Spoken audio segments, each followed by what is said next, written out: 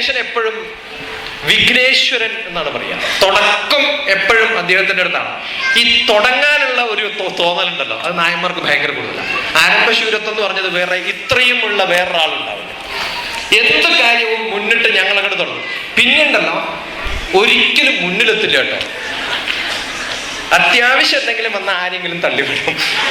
കാരണം അത്ര ധൈര്യം പോരാ. ആലോചിച്ച് നോക്കാം, പ്രൈം മിനിസ്റ്ററുടെ സെക്യൂരിറ്റി അഡ്വൈസർ നായരാണ്.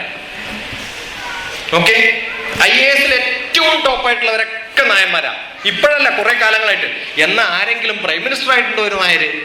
അതില്ല. കാരണം അങ്ങനെ നിൽക്കാൻ പറ്റില്ല. അയാൾക്ക് എന്ത് വേണമെങ്കിലും പറഞ്ഞു കൊടുക്കും, പക്ഷെ അവിടെ നിൽക്കില്ല.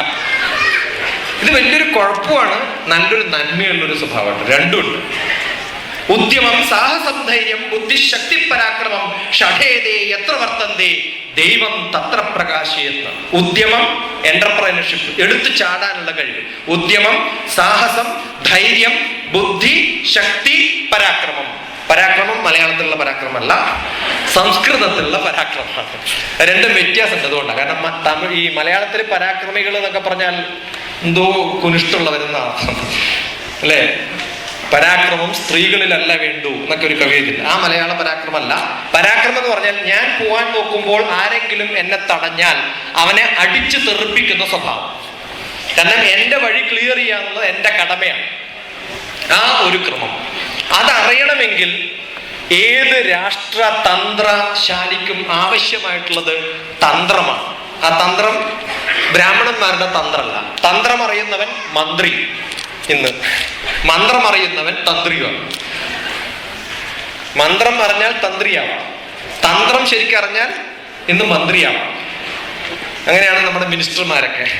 പൊളിട്രിക്സ് അറിയുന്നവരെന്നാണ്. പൊളി എന്ന് പറഞ്ഞാൽ തന്നെ കള്ളത്തരം എന്നാണ്. കള്ളത്തരത്തിന്റെ ട്രിക്സ് അല്ലെങ്കിൽ മൾട്ടിപ്പിൾ ട്രിക്സ് അറിയുന്നവനാണ് പൊളിട്രിക്സ്. അതിന്റെ പണ്ടത്തെ സ്വഭാവമുള്ളവരാണ് നായന്മാർ.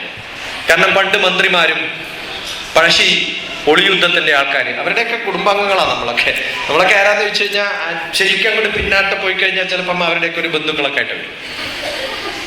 കളരിയൊക്കെ നല്ലോണം പഠിപ്പിക്കും. കാരണം ആവശ്യം വന്നാൽ ഓടാനും പഠിക്കാനും ഒക്കെ അറിയണമെന്നുള്ളതാണ്. നമ്മളൊക്കെ ചെറുപ്പത്തിൽ ശരിക്കും പാത്തിയിലിട്ട് ചവിട്ടി പിഴിഞ്ഞിട്ടുണ്ട് എന്നെയൊക്കെ. അതുകൊണ്ട് ഇന്നും ആരോഗ്യം അതിന്റെ ഗുണമാട്ടോ. അസുഖം ഉണ്ടായിട്ട് 25 വർഷമായി ഡോക്ടറെ കണ്ടിട്ടുണ്ട്. ക്ലാസ് എടുക്കാൻ പോവാറുണ്ട് ഡോക്ടർമാർക്ക്. ഒമാനിലൊക്കെ ഇന്റർനാഷണൽ ഹെൽത്ത് ഓർഗനൈസേഷന്റെ പ്രോഗ്രാമുകളിൽ yoga, meditation and it's effects on health എന്ന് പറഞ്ഞ് ക്ലാസ് ഒക്കെ എടുക്കുന്ന സമയത്ത് അവരോടൊക്കെ ധൈര്യത്തിൽ മുമ്പിൽ എന്ന് പറഞ്ഞിട്ട് 25 വർഷമായി ഡോക്ടറെ കണ്ടിട്ട് ഇതുവരെ. കാരണം ശരീരവും മനസ്സും ഒരുപോലെ. ശരീര മനസ്സോ യോഗ പരസ്പരം അനുപ്രജേ ആധാര ആധേയ ഭാവേന തപ്താജ്യ ഘടയോരിവ. ഒരുപോലെ ഉറപ്പിച്ചു നിർത്തുന്ന ഒരു വ്യക്തിക്ക് അസുഖം ഉണ്ടാവില്ല. മനുഷ്യന്മാർക്ക് ഭക്ഷണം കഴിക്കുന്നത് കൊണ്ട് തന്നെയാണ് അസുഖങ്ങൾ ഏറ്റവും കൂടുതൽ. മിതം ഭുക്ത്വാ ശതം ജപ്ത്വാ പദശതം ശനൈ വാമഭാഗേ ശയനസ്യ വിഷഗിം കിം പ്രയോജനം. ഒരിക്കലും ഡോക്ടർമാരെ കൊണ്ട് നിങ്ങൾക്ക് ഉപയോഗം ഉണ്ടാവില്ല. കാരണം ഭക്ഷണത്തിന്റെ ക്രമം, ആ ക്രമം തെറ്റുന്നവരൊക്കെ, ഈ ക്രമം തെറ്റിയ ആൾക്കാർക്കൊക്കെ ഒറ്റ പേരേ ഉള്ളൂ, അക്രമി എന്നാണ് പറയുക. അത് ഈ ഭക്ഷണത്തോട് അക്രമം കാണിക്കുന്നവരാണ് മിക്കവാറും അക്രമികൾ. ശവം തീനികളാണ്, എല്ലാവരും ശവം തീനികളാണ്. ഐസ്ക്രീം കഴിക്കുന്നവരൊക്കെ ശവത്തിന്റെ അങ്ങേ അറ്റം കഴിക്കുന്നവരാണ്. ഐസ്ക്രീം എന്നൊക്കെ പറഞ്ഞാൽ ഏറ്റവും മോശപ്പെട്ട ശവത്തെ പൊടിയാക്കിയിട്ട് മിക്സ് ചെയ്തിട്ട് തരുന്ന സാധനമാണ്. അങ്ങനെ കഴിക്കാത്തവരാരുമില്ല. കേരളത്തിൽ മലബാറിലൊക്കെ നമ്പ്യാന്മാരെന്നൊക്കെ പറഞ്ഞാൽ അസല്. എൻ്റെ അച്ഛനൊക്കെ നല്ല നായാട്ടുകാരനായിരുന്നു, ഇപ്പോഴും ഉണ്ട് പഴയ തോക്ക് വീട്ടില്. നമ്മളൊക്കെ എല്ലാ ശവവും തിന്നുന്നവരായിരുന്നു. അങ്ങനെ ഏറ്റവും മോശം ശവങ്ങൾ കൂടെ കഴിച്ചിട്ടുള്ളവരാണ്. ഞാൻ കഴിച്ച ശവം ആരും കഴിച്ചിട്ടുണ്ടാവില്ല. കാരണം ഹോങ്കോങ്ങിൽ, ചൈനയിലൊക്കെ പോയി കഴിഞ്ഞാൽ നല്ല മിക്സ്ഡ് മീറ്റ് സാൻഡ്വിച്ച് കിട്ടും. അതിനകത്ത് പട്ടി, പൂച്ച, തേള്, പാമ്പ് എല്ലാത്തിനെയും കഴിച്ചിട്ടുണ്ട് ഞാൻ. ബാംഗ്ലൂർ ഉണ്ടായിരുന്ന സമയത്ത് ഒരു കോൺഫറൻസിന് പോയതാണ് 1987 സമയത്ത്. പക്ഷെ ഈ ക്രമം, അക്രമം ഇല്ലാത്ത ഭക്ഷണം കഴിക്കുന്ന ഒരു സ്വഭാവം, ആചാര അനുഷ്ഠാനങ്ങളുടെ സാധ്യതകളെ കുറിച്ചുള്ള അറിവ്, ഇതൊക്കെ അത്യാവശ്യമാണ് നമുക്ക്. അങ്ങനെയുള്ള പുരുഷ ആയുസ്സുകളെ ഏകദേശം 26-ാമത്തെ വയസ്സിൽ മന്നത്ത് പത്മനാഭൻ സമുദായ സേവനത്തിന് വേണ്ടിയിട്ട് സ്വന്തം ഒഴിഞ്ഞു വെച്ച് തുടങ്ങിയതാണ് 26-ാമത്തെ വയസ്സിൽ. പക്ഷെ എനിക്ക് തോന്നുന്നില്ല ഇവിടെ 20-നും 25-നും 26-നും 30-നും ഒക്കെ ഇടയിൽ പ്രായമുള്ള എത്ര പേരുണ്ട് ഇവിടെ നോക്കി ആരുണ്ടാവില്ല.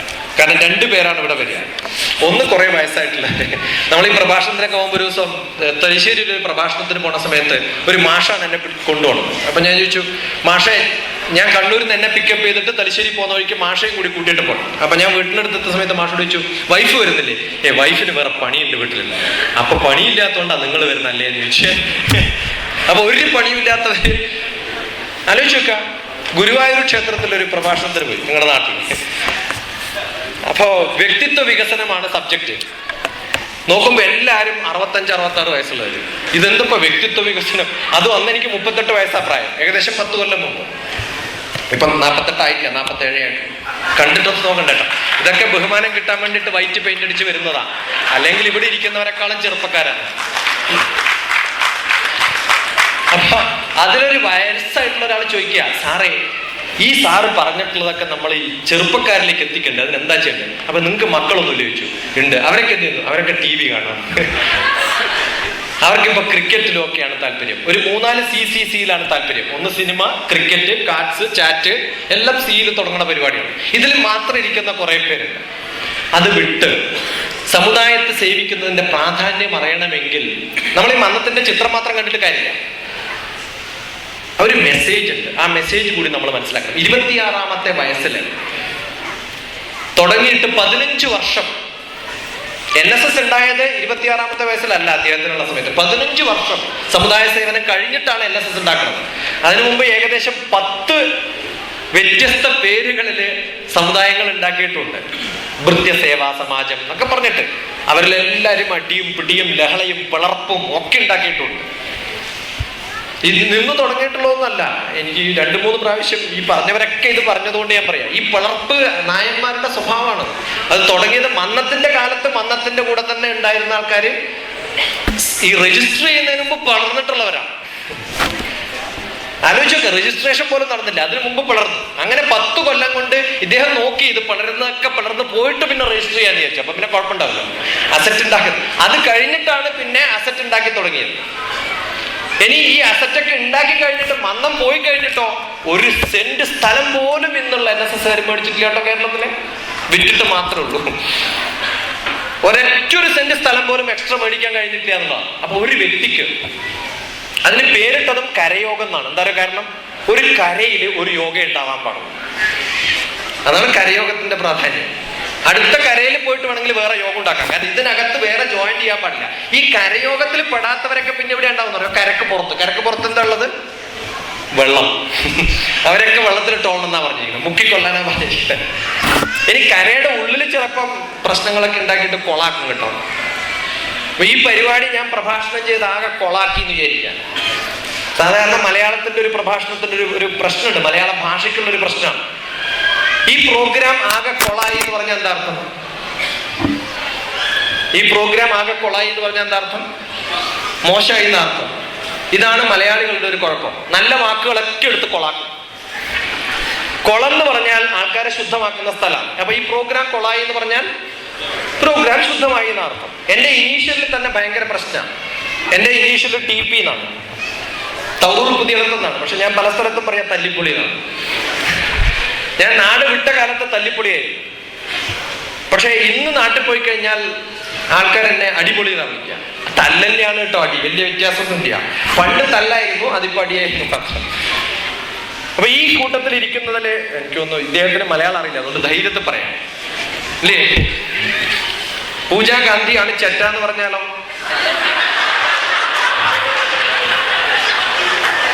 മലയാളം അറിയാത്തതിന്റെ ധൈര്യത്തിൽ പറയാല്ലേ? നിങ്ങൾക്കൊക്കെ ധാരണ ഇവൻ എന്ത് ധൈര്യത്തിലാണ് ഇങ്ങനെ പറയുന്നതല്ലേ? മലയാളം അറിയാത്ത നിങ്ങളുടെ മുമ്പിൽ ഇത് പറയേണ്ടത് എനിക്ക് അത്യാവശ്യമാണ്. മലയാളം ശരിക്കും പറഞ്ഞു കൊടുക്കാൻ ഞാൻ ചെറ്റപ്പുര എന്ന് പറഞ്ഞാൽ ചെറിയ പുര എന്ന അർത്ഥം.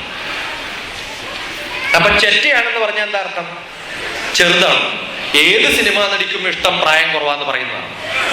അപ്പൊ ഈ കൂട്ടത്തിൽ ഇരിക്കുന്നതിൽ ഏറ്റവും പ്രായം കുറഞ്ഞ ആളാണ് പൂജാ ഗാന്ധി എന്ന് പറഞ്ഞാൽ ഭയങ്കര സന്തോഷമായിരിക്കില്ലേ അല്ലേ? അപ്പൊ നമ്മൾ ചെറ്റ എന്ന വാക്ക് പോലും പറഞ്ഞെന്താക്കിയിട്ടുണ്ട്? തെറ്റിദ്ധരിപ്പിച്ചിട്ടുണ്ട്. അങ്ങനെ വാക്കുകൾ ഉപയോഗിച്ച് ഇല്ലാണ്ടാക്കുന്ന ഒരവസ്ഥ. അതൊക്കെ മാറണം.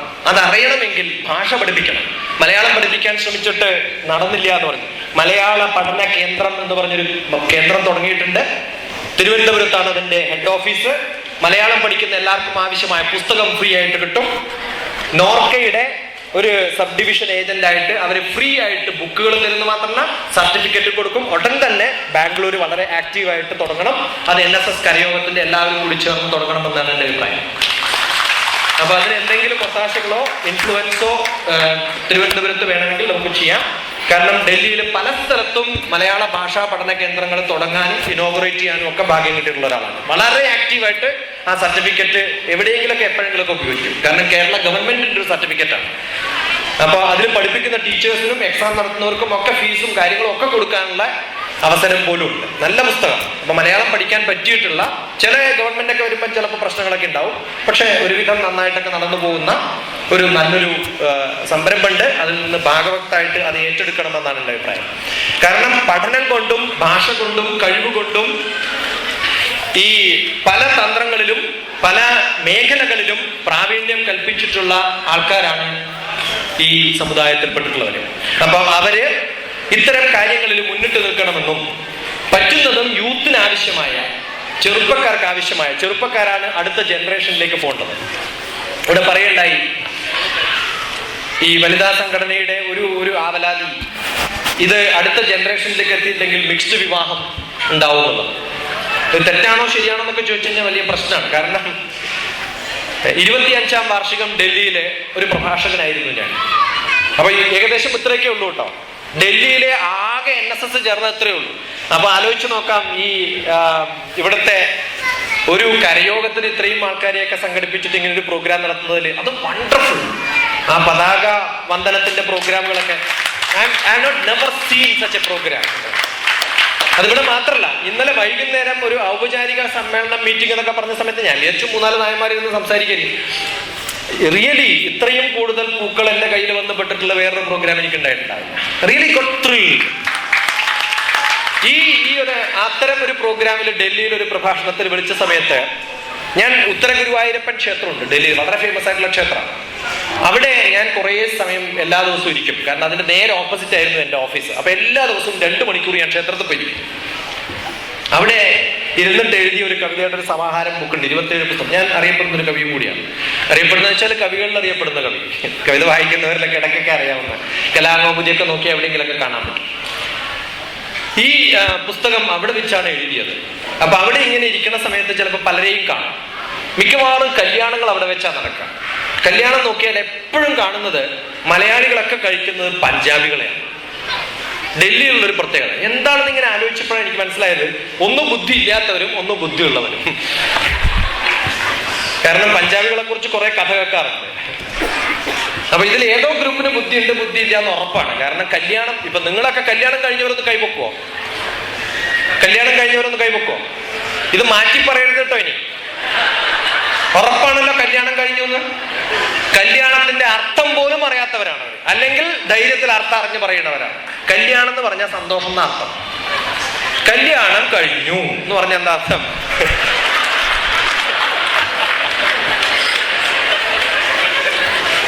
അതാ പറഞ്ഞ് മാറ്റി പറയരുത്. അത് ഉറപ്പാണ്. കാരണം കല്യാണം കഴിഞ്ഞു എന്ന് പറഞ്ഞാൽ അർത്ഥത്തിന് കല്യാണം കഴിഞ്ഞു. കാരണം ഇംഗ്ലീഷിൽ പറഞ്ഞാലും നിങ്ങളുടെ ഹസ്ബൻഡ് എന്നാ പറയാ. ഹസ്ബൻഡ് ചെയ്യുന്ന ആളാണ്, അല്ലെങ്കിൽ ഹസ്ബൻഡ് ആണ്. പിന്നെ വൈഫിനും വേറെ എക്സ്പാൻഷൻ ഉണ്ട്, വെറി ഇൻവൈറ്റഡ് ഫോർ എവർ. അപ്പൊ ഇത് രണ്ടും പെടുന്നവരാണ്. ആ പേരുകൾക്കൊക്കെ ഉള്ള ഒരു പ്രാധാന്യം എങ്ങനെയാ ഇങ്ങനെ ഒപ്പിച്ച് പറ്റണമെന്ന് എനിക്കറിയില്ല. ഈ കല്യാണം കഴിഞ്ഞ 2 ആൾക്കാരും പഞ്ചാബികൾ. അപ്പൊ ഈ സ്റ്റാറ്റിസ്റ്റിക്സ് എന്റെ കയ്യിലുള്ളപ്പോ പ്രഭാഷണത്തിന് വിളിച്ചപ്പോ ഞാൻ പറഞ്ഞു, 25ാം വാർഷികം NSSന്റെ ഡൽഹിയിൽ നടക്കുമ്പോ മലയാളികളിൽ ഇത്രയൊക്കെ പേരുണ്ടാവും. പക്ഷേ ഒരു 50ാം വാർഷികത്തിന് ഭാഗ്യവശാൽ എനിക്ക് വരാൻ സാധിച്ചാൽ ഞാൻ എന്തായാലും ഉണ്ടാവും, ജീവിച്ചിരിപ്പുണ്ടാവും. കാരണം എന്റെ ആയുസ് ഏകദേശം 89 വയസ്സ് വരെ ഉണ്ട്. ഇനിയിപ്പോ 42 കൊല്ലം കൂടി ഞാൻ ജീവിക്കണം, 42.5 കൊല്ലം കൂടി. കാരണം ജ്യോതിഷം അറിയാം, അതുകൊണ്ട് കറക്റ്റായിട്ട് ഞാൻ മരിക്കണ ദിവസം ഞാൻ പറഞ്ഞു. അപ്പൊ ഈ 5 നായന്മാരെ മാത്രമേ കാണുള്ളൂ, നായന്മാരെ കാണില്ല. കാരണം 5 നായന്മാരെ കാണുള്ളൂ തോന്നുന്നു. ഇത് പറഞ്ഞത് വലിയ അബദ്ധമായി. എനിക്ക് കുറെ വിരോധികളായപ്പോ ഡൽഹിയിൽ. കാരണം എന്താ അറിയോ, സ്റ്റേജിലിരിക്കുന്ന കുറെ നായന്മാരുടെ ഒക്കെ മക്കൾ കല്യാണം കഴിച്ചത് പഞ്ചാബികളെയാണ്. ഈ പറഞ്ഞു നടക്കും ഞാൻ നായരാന്നൊക്കെ, പക്ഷെ ആവശ്യം വരുമ്പോഴേ സ്വന്തം മക്കളെ പോലും നായരാക്കാൻ പറ്റാത്ത നായന്മാരൻ കുറെ പേരുണ്ട്. ഇനി ഇവിടെയും വല്ലവരുണ്ടോ എന്ന് എനിക്ക് അറിയില്ല കേട്ടോ, നമ്മളതൊന്നും അന്വേഷിച്ചിട്ടില്ല. ഇത് പലപ്പോഴും എന്ന് പറഞ്ഞാൽ നമ്മുടെ സ്വന്തം കുടുംബത്തിൽ പോലും നമ്മുടെ പാരമ്പര്യത്തെക്കുറിച്ച് എനിക്കും വലിയ ആഘോഷത്തോടുകൂടി പറയാനുള്ള കഴിവൊന്നുമില്ല കേട്ടോ, കാരണം എൻ്റെ ഭാര്യ പാരസ്യനാണ്. അതൊക്കെ അബദ്ധം പറ്റിയതാ, കാരണം ഞങ്ങൾ രണ്ടാളും ബാംഗ്ലൂർ വെച്ച് 3 കൊല്ലം കൂടെ പഠിച്ചതാണ്. അപ്പൊ അറിയാലോ, പ്രശ്നം അറിയാലോ. ഇനി ഏതായാലും ഒരു കാര്യം, ഇത്തരം സമുദായത്തെക്കുറിച്ചും സമുദായത്തിന്റെ പ്രശ്നങ്ങളെക്കുറിച്ചും പറയാനും പഠിക്കാനും പഠിപ്പിക്കാനും ഒക്കെ നടക്കുന്ന സമയത്ത് പലപ്പോഴും എന്നോട് ചോദിച്ചിട്ടുള്ള ചോദ്യം, ഇത് സങ്കുചിതമായ ഒരു ചിന്തയല്ലേ? സമുദായത്തെക്കുറിച്ച് മാത്രം പറയാൻ പാടുണ്ടോ? കാരണം ആത്മീയതയുടെ റിസർച്ചിൽ ഉള്ള ഒരാളാണ്, മെഡിറ്റേഷനും പ്രാണായാമവും അല്ലെങ്കിൽ ആത്മീയതയെക്കുറിച്ച് പ്രഭാഷണം നടത്തുന്ന ഒരാൾ എങ്ങനെയാണ് ഒരു സമുദായത്തെക്കുറിച്ച് മാത്രം സംസാരിച്ചു നടക്കുക? അത് തെറ്റല്ലേ എന്ന് ചോദിക്കുമ്പോൾ സ്വന്തം കിട്ടിയിട്ടുള്ള ഒരു ഉത്തരവുണ്ട്. അത് പലരെയും ചിലപ്പോൾ സഹായിച്ചു എന്ന് വരാം. നമുക്കൊരു ധർമ്മമുണ്ട്, അത് സ്വധർമ്മം. രണ്ടാമതൊരു ധർമ്മമുണ്ട്, കുടുംബധർമ്മം. മൂന്നാമത്തെ ധർമ്മം സമൂഹധർമ്മം. ഞാനിപ്പം ഡിപ്പാർട്ട്മെന്റ് ഓഫ് സ്പേസിൽ സയന്റിസ്റ്റ് ആയിട്ടിരിക്കുന്ന സമയത്ത് സയന്റിസ്റ്റ് അസോസിയേഷനിൽ വർക്ക് ചെയ്തു എന്നുള്ളത് കൊണ്ട് പോലീസ് അസോസിയേഷനോട് എനിക്ക് വല്ല വിരോധം ഉണ്ടാവില്ല. അതുകൊണ്ട് നമ്മളൊരു സമുദായത്തിന്റെ ഒരു വക്താവാകുന്ന സമയത്ത് മറ്റൊരു സമുദായത്തിനോട് എതിർപ്പുണ്ടെന്നുള്ള ധാരണ പാടില്ല. ഡൽഹിയിലൊക്കെ ചിലപ്പോ അബദ്ധത്തിൽ ദേഷ്യത്തിൽ പറഞ്ഞു പോയിട്ടുള്ള ചില സന്ദർഭങ്ങളുണ്ട്. നായന്മാരുടെ ഓണാഘോഷത്തില് വേറൊരാൾക്ക് ഭക്ഷണം കൊടുക്കില്ല. ശരിക്കും അങ്ങനെയല്ല വേണ്ടത്, തിരിച്ചാണ് വേണ്ടത്. ഇപ്പം വിശാഖപട്ടണത്ത് കഴിഞ്ഞ പ്രാവശ്യം ഒരു പരിപാടി ഉണ്ടായി, മതസൗഹാർദ്ദ സമ്മേളനം എന്നാണ് സമ്മേളനത്തിന്റെ പേര് തന്നെ, NSS സംഘടിപ്പിച്ചതാണ്. അപ്പൊ ഒരു സമൂഹത്തിൽ ഒരു സമുദായത്തിൽ വർക്ക് ചെയ്യുമ്പോൾ തന്നെ ബാക്കി സമുദായത്തെയും നമ്മുടെ കൂട്ടിക്കൊണ്ടുപോകാനുള്ള ഒരു റെസ്പോൺസിബിലിറ്റി നമുക്കുണ്ട്. കാരണം സമുദായത്തിൽ ആ റെസ്പോൺസിബിലിറ്റി ഏറ്റെടുക്കാൻ പറ്റിയിട്ടുള്ള ഒരു സമുദായം നമ്മൾ മാത്രമേ. കാരണം നമ്മുടെ രാജാക്കന്മാരുടെ അല്ലെങ്കിൽ രാജവാഴികളുടെ ഒരു താവഴിയിൽപ്പെട്ടിട്ടുള്ളവരാണ്. അപ്പൊ ആ ഒരു സംരംഭം കൂടി ഉണ്ടാവും. വളരെ വളരെ സന്തോഷം ഉണ്ടായി. കാരണം നല്ല അസറ്റ് ഉണ്ട്, 2-3 സ്കൂൾസ് വർക്ക് ചെയ്യുന്നുണ്ട്. ഈ KNSSന്റെ പേരിൽ ഞാൻ ചോദിച്ച സമയത്ത് അവിടെ എത്ര മലയാളികളുണ്ട്, അടുത്ത ചോദ്യം എത്ര നായന്മാരുണ്ടെന്നാണ്. പക്ഷെ മലയാളികൾ പോലും വളരെ തുച്ഛം. അപ്പൊ വ്യത്യസ്തമായ രാഷ്ട്രത്തിന്റെ വ്യത്യസ്തമായ ഭാഗങ്ങളില് മലയാളികൾ പ്രോഗ്രാമുകൾ നടത്തുമ്പോഴും മലയാളികളുടെ ആക്ടിവിറ്റി വരുന്ന സമയത്തും മലയാളികളുടെ ഇൻസ്റ്റിറ്റ്യൂഷൻ നടത്തുന്ന സമയത്തും അവിടെ പോലും മലയാളികൾ അല്ലാത്തവർക്കും സമുദായത്തിൽ പെടാത്തവർക്കും ഒക്കെ പ്രാതിനിധ്യം കൊടുക്കുകയും അവരെയൊക്കെ പങ്കെടുപ്പിക്കുകയും അവരെയൊക്കെ സഹായിക്കുകയും ചെയ്യുന്ന ഒരു മനസ്സന്നദ്ധ എനിക്ക് തോന്നുന്നു ബാക്കി പല സമുദായങ്ങൾക്കും ചിലപ്പോൾ ഉണ്ടായിരുന്നു വരില്ല. അപ്പൊ അതിൽ നമുക്കൊക്കെ അഭിമാനിക്കാം. കാരണം ഏന പ്രകാരേണ യസ്യ കസ്യാപി ദേഹിനഃ സന്തോഷം ജനയത് പ്രജ്ഞ തദൈവം ഈശ്വര പൂജനം. എവിടെയെങ്കിലും എങ്ങനെയെങ്കിലും ആർക്കെങ്കിലും എപ്പോഴെങ്കിലും എന്തെങ്കിലുമൊക്കെ ചെയ്തിട്ട് സഹായം കൊടുക്കുക എന്നുള്ളതാണ് ഭഗവത് സേവയ്ക്ക് തുല്യമായിട്ടുള്ളത്. തദൈവം ഈശ്വര പൂജനം.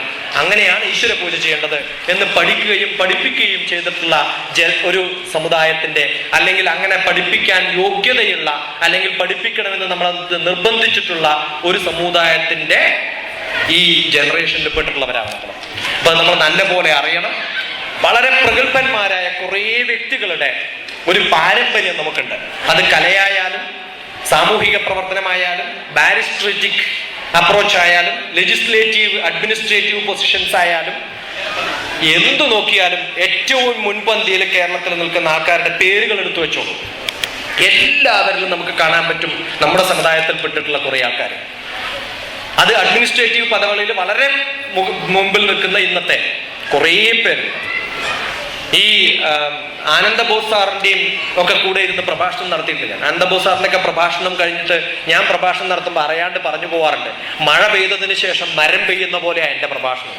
കാരണം അതൊക്കെ ഘനഗംഭീരമായ ശബ്ദത്തിൽ പ്രഭാഷണം നടത്തി ആകെ സ്റ്റേജിലെ ആൾക്കാരെയൊക്കെ കൊടുമ്പിരി കൊള്ളിപ്പിക്കുന്ന, അത് അദ്ദേഹം വേറൊരാൾക്ക് വേണ്ടിയും പറഞ്ഞു പോവാറുണ്ട് പലപ്പോഴും. ഇത്രയും നല്ലവണ്ണം വായനാശീലവും പഠനവും നടത്തുന്ന ഒരു കുറെ ആൾക്കാർ. പക്ഷെ എനിക്ക് സംശയം, ഈ ജനറേഷൻ കഴിഞ്ഞ് അടുത്ത ജനറേഷൻ വരുമ്പോൾ നമ്മളിൽ എത്ര പേരിൽ, നമ്മുടെ മക്കളിൽ എത്ര പേര് അത്തരം പൊസിഷനിൽ അവിടേക്ക് എത്തിക്കാണാൻ സാധിക്കും? കാരണം ഒരു സമുദായത്തിന്റെ ശക്തി എന്ന് പറയുന്നത് അങ്ങനെ കുറെ പേര്, അത് ആർട്ട് ഫോംസിലായാലും അത് അഡ്മിനിസ്ട്രേറ്റീവ് ഫോംസിലായാലും എല്ലായിടത്തും എത്തിക്കാൻ നമുക്ക് സാധിക്കണം.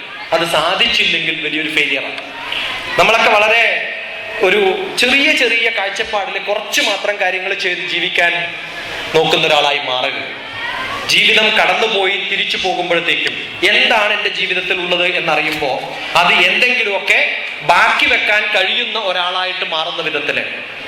ആ ബാക്കി വെക്കുന്നത് എന്താവണം? നമ്മുടെ ജീവിതത്തിൽ അവസാനം നമ്മൾ മരിച്ചു പോകുമ്പോൾ എൻ്റെ ശരീരവും ചിതയിൽ കൊണ്ടുപോയിട്ട് സംസ്കരിക്കാൻ വേണ്ടി കൊണ്ടുപോകും. അവസാനം കത്തിക്കുന്ന സമയത്ത് ഓം കൃതോ സ്മര കൃതം സ്മരാമി, എന്താ ചെയ്തതെന്ന് ആലോചിക്കാൻ. അപ്പൊ 2 മക്കളെ ഉണ്ടാക്കി, അത് ഏത് മൃഗവും ഉണ്ടാക്കും. അവർക്ക് വീടുണ്ടാക്കി, ഏത് മൃഗവും കൂടുണ്ടാക്കും. അതല്ലാതെ മനുഷ്യരെന്ന നിലയിൽ എന്തുണ്ടാക്കി എന്ന് ചോദിച്ചാൽ കുറെ ഓർമ്മിക്കാനുള്ള സന്ദർഭങ്ങൾ ഉണ്ടാക്കി എന്ന് സ്വയം ആത്മാഭിമാനത്തോടുകൂടി അവനവന്റെ കുടുംബത്തിനും കൂടെയുള്ളവർക്കും പറഞ്ഞു നടക്കാൻ സാധിക്കുന്ന വിധത്തില് ഒരു വ്യക്തിയായി ജീവിക്കാൻ സാധിച്ചാൽ അതാണ് ജീവിതത്തിന്റെ ഓർമ്മ. അപ്പൊ ജീവിതത്തിൽ ഓർമ്മിക്കാനുള്ള നിമിഷങ്ങൾ ഉണ്ടാക്കുക. അങ്ങനെ ഒരു നിമിഷം അല്ലെങ്കിൽ ഒരു ദിവസം അല്ലെങ്കിൽ ഒരു മൊമെന്റ് ഉണ്ടാക്കുവാൻ ഈ 2011 ഡിസംബർ 11 എനിക്ക് ബാംഗ്ലൂരിൽ വരാനും നിങ്ങളോട് സംസാരിക്കാനും ഒരു അവസരം കിട്ടിയത് ഓർമ്മയിൽ ഒരു ദിവസം എന്ന് എഴുതി വെക്കാൻ സാധിക്കുന്നതിൽ വളരെ വളരെ സന്തോഷമുണ്ട്. എവിടെയെങ്കിലും വെച്ച് എങ്ങനെയെങ്കിലും എപ്പോഴെങ്കിലും കാണാൻ ഭാഗ്യമുണ്ടാവട്ടെ. 2012 എന്ന് വരുന്ന പുതുവർഷവും ഇനിയുള്ള എല്ലാ ദിവസങ്ങളും വളരെ ബ്ലിസ്ഫുൾ ആയിട്ട് സന്തോഷത്തിന്റെ അങ്ങേയറ്റത്തിരിക്കുന്ന ഒരു ആത്മീയ ചൈതന്യത്തിന്റെ ഒരു പ്രവാഹം കൂടി NSSൽ കൂട്ടിച്ചേർത്തുകൊണ്ട് ആത്മീയ സാംസ്കാരിക ആചാര അനുഷ്ഠാനങ്ങളുടെ ഒരു പഠന കേന്ദ്രമായിട്ട് ഈ KNSSന്റെ ഓരോ സമാജത്തിന്റെയും ഓരോ കരയോഗങ്ങളും ആയി മാറട്ടെ എന്ന് മാത്രം ആശംസിച്ചുകൊണ്ട് എല്ലാവർക്കും നന്ദി, നമസ്കാരം.